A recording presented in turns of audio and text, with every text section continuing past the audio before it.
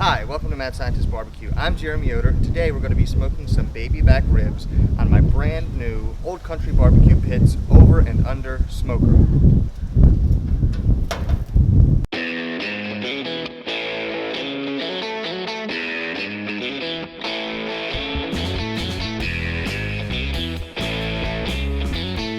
Alright, so today I'm trying out these tumbleweeds, which are basically fire starters that keep me from having to use lighter fluid or something like that.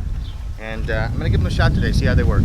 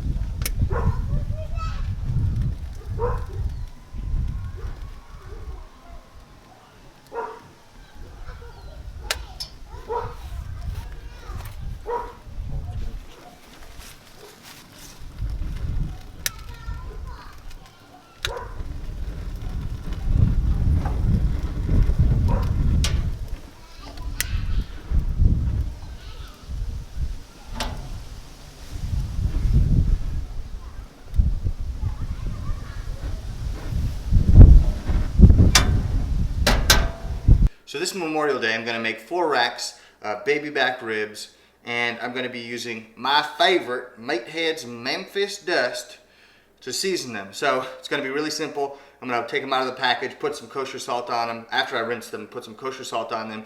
Take the Meathead's Memphis Dust, sprinkle it liberally over the top. And the beauty of doing it that way is you don't have to worry about over salting your ribs. You can put tons of rub on, and you're not going to get a rib that's too salty because you have control over the salt when you salt it first. So that's what we're going to be doing, and I might show you 1 rack of ribs along the way, but you'll get the idea. Okay, I've already seasoned 3 racks of these ribs, and I'm on the last one. I've already salted these, and so I wait a couple minutes after I salt them to let some water get drawn out of the meat, and then I season liberally with my salt-free Meathead's Memphis Dust. So here we go.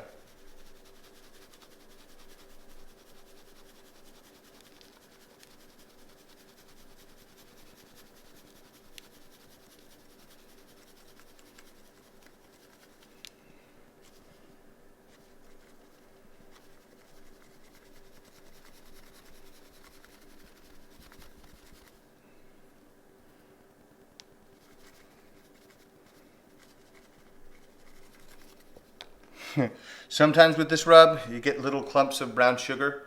That's no big deal. You can just kind of toss them to the side. It's still going to be delicious. If it gets really bad, like the brown sugar in the rub is causing a lot of problems, you can actually take the rub and put it on a tray, put it in the oven, and heat the oven at a low heat just to dry out all the rub so that the brown sugar is no longer sticking together. And you can put it back in the container and use it just like new. And season this backside. I did remove the membrane, and I'm going to season these liberally.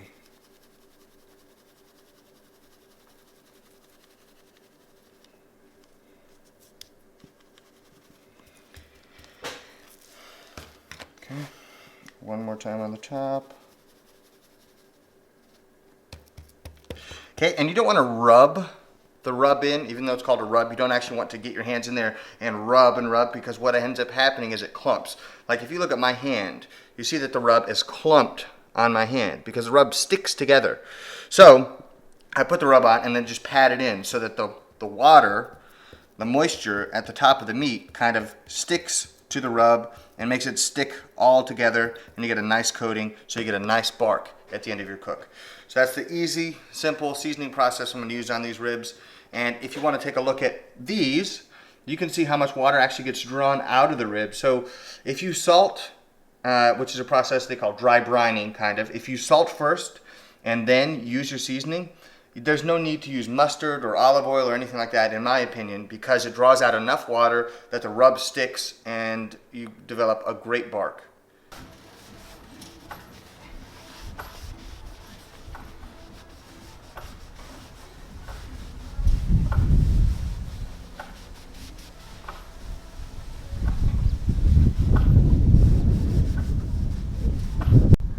So the smoker's at 250 degrees, and now it's time to put those ribs on. I'm going to try these at 250 degrees. I think maybe 275 might be a little too hot, but I'm going to throw them on, and we're going to see how they turn out on this new pit. So we've got lots of room on here, so I don't know where I'm going to put them. Let's see, one right there, one right there. It is warm though, you hear the sizzle. Try to space them out evenly, I guess. And we're not even close to using the other shelf, so we got lots of room on the smoker. Definitely more than on the Brazos that I started with.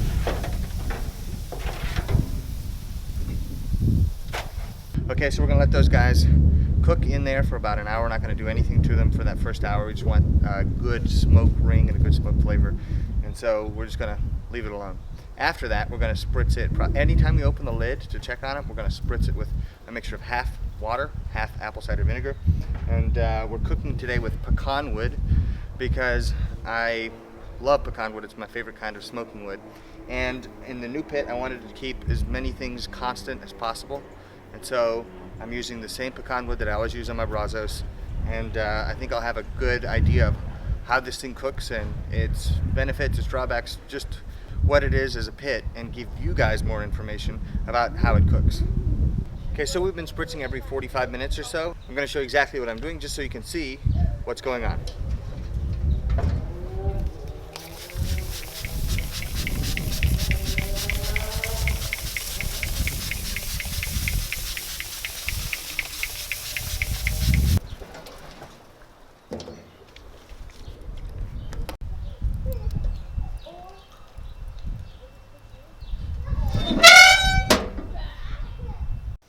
Okay, so as you may have noticed, it's pretty windy outside, so what we're going to do is I'll just explain what's going to happen, and then we'll just take a video of me doing that. So, I'm going to go out there. It's been about 3.5 hours on these ribs, and I think they've gotten plenty of smoke, and it's time to get them done. So I'm going to wrap them in aluminum foil. I'm not going to really do much in the foil, except I'm going to add a little bit more rub to the ribs, and then give it a couple sprays with the vinegar spray. Wrap them up in foil, stick them back in on the cooker, and probably wait another hour and a half, 2 hours before I check exactly where they are, how close they are to being done. So let's go do that.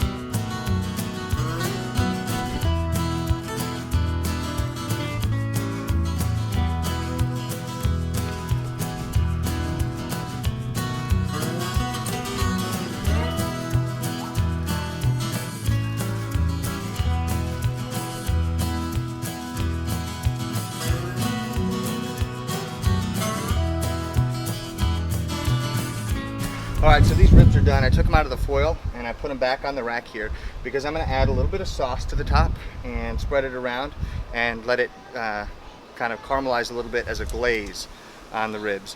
And so I'm not going to use very much, but just enough to give it a little bit more flavor and it'll make it really delicious. And I'm gonna let it sit on here after I add the sauce for about 15 or 20 minutes. You don't want the sauce to burn, but you want it to set. So it's no longer super runny and liquidy, but a glaze instead. So let's get to it. So we're not gonna use all that much. And you can use whatever sauce you want. I just like Sweet Baby Ray's. It just tastes good. And very few people dislike it. So it's a good choice. And now, just spread it around. Just paint it on there.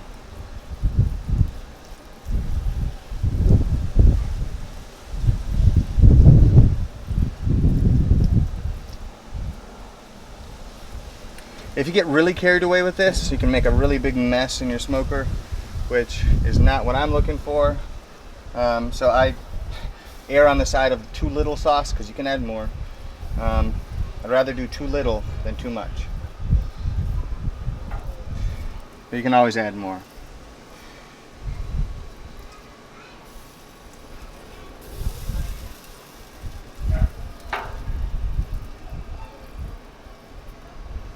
I think I do need to add a little bit more to this one.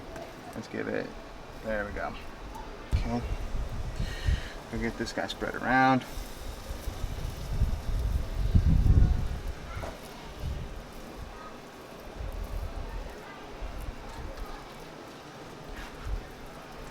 And a leaf there.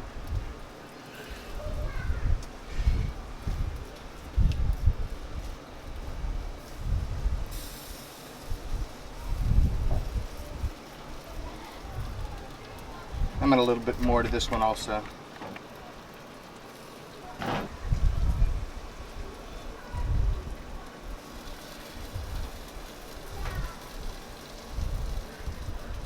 Alright, now I just have to close the lid, let the glaze sit, and then about 15-20 minutes we're ready to rock and roll.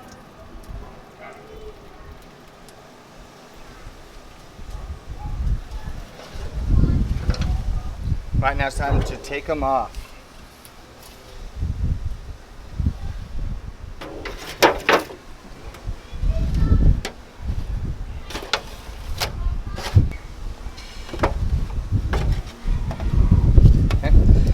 One test to see if your ribs are done that you can do is you can get some tongs and grab them right about in the middle, and if you start to pick them up and they start to crack, like those are cracking right there, if you get a crack like that, you know those ribs are done.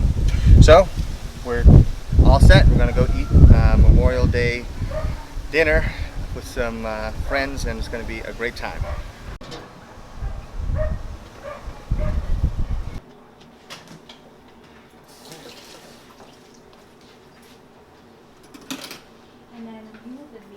Okay, so we ate the ribs, and I thought I'd give you some of my impressions, but first let's take a look at one of the ribs that we cooked here. So you see you get a nice pink smoke ring. Tells me that I was producing enough smoke and that smoke penetrated into the meat so you can taste it.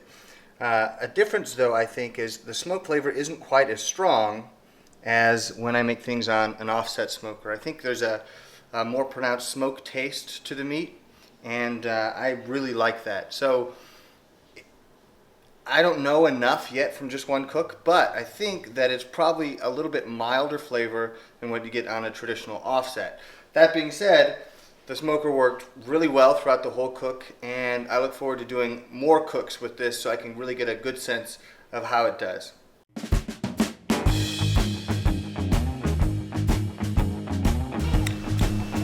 Go ahead, put it in my wheelhouse.